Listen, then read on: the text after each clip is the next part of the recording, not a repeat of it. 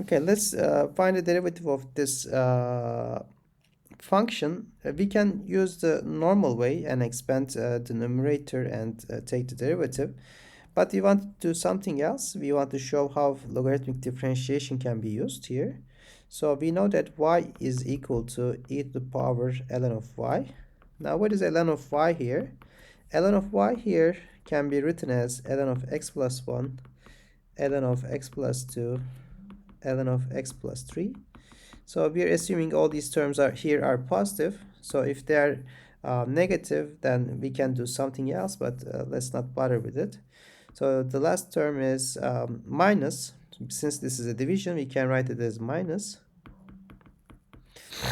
of this form. Okay, so this square root is basically it's a power of 1 over 2. So we can write this as minus 1 over 2 and then x plus 4. So how do we take the derivative?